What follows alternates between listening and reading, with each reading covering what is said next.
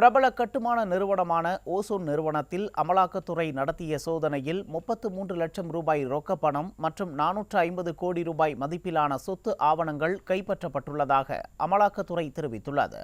கடந்த 18ஆம் தேதி சென்னையில் பிரபல கட்டுமான நிறுவனமான ஓசோன் லைட் ஸ்பேஸ் என்ற கட்டுமான நிறுவனம் மற்றும் அந்த நிறுவனத்தின் தொடர்புடைய இடங்களில் அமலாக்கத்துறை அதிகாரிகள் சோதனை நடத்தினர். கோட்டூர்புரத்தில் உள்ள அந்த நிறுவனத்தின் உரிமையாளர் எஸ்கே பீட்டர் வீட்டில் அமலாக்கத்துறை 2 தினங்களாக சோதனை நடத்தியதில் பல்வேறு ஆவணங்கள் சிக்கின.